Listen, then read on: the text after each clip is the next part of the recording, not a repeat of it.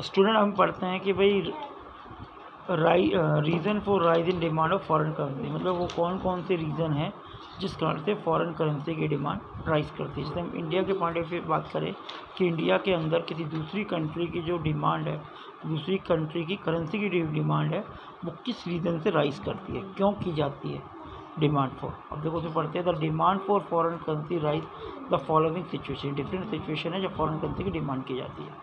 Number 1, when the price of foreign currency fall and import from the foreign currency become cheaper। अगर foreign currency का price गिर जाए तो वहाँ से इंपोर्ट हमारे लिए सस्ता हो जाएगा, क्योंकि उस करेंसी की वैल्यू कम हो गई।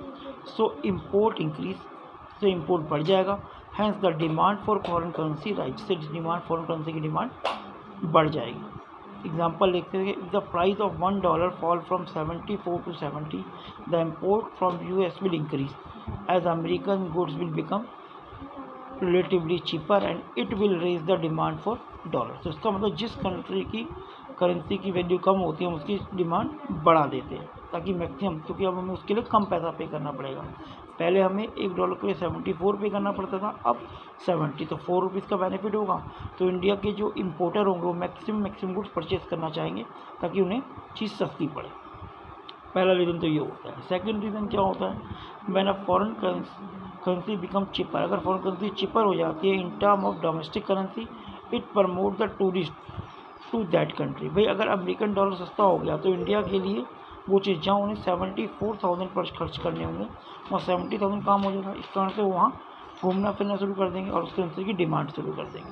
As a result demand for foreign currency price, क्योंकि करेंसी चिपर होगी तो वहाँ घूमना भी सस्ता हो जाएगा।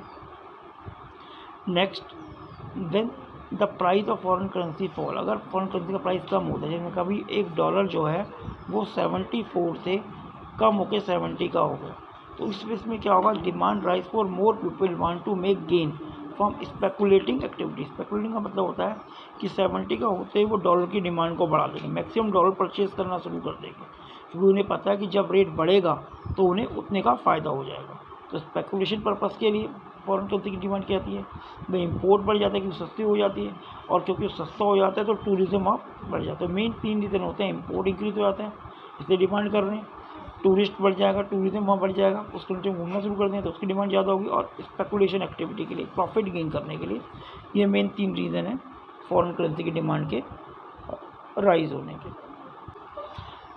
अब हम बात करते हैं कि भाई डिमांड कर्व कैसा होता है फॉरेन एक्सचेंज का, मतलब फॉरेन करेंसी का डिमांड कर्व किस तरह का बनता है। तो बात करें demand curve foreign exchange slope downward होता है। इस तरह से डिमांड कर्व होता है। नॉर्मल सी बात है, जब रेट कम होगा तो हम डिमांड ज़्यादा करेंगे फॉरेन करेंसी की, और रेट बढ़ गया तो हमारी डिमांड कम हो जाएगी।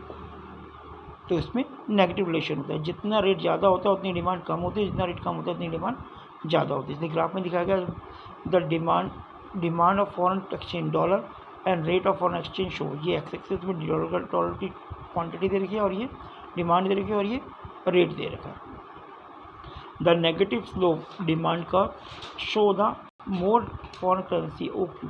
आप OQ1 ज़्यादा करेंसी की डिमांड कर रहे हो OR1 रेट पर, और जब रेट बढ़ के O से OR2 होता है तो आपकी डिमांड OQ से कम होके OQ2, इतनी डिमांड कम हो जाती है अगर रेट इतना राइज करता है। तो इसका मतलब there is negative relation between demand of foreign currency and rate.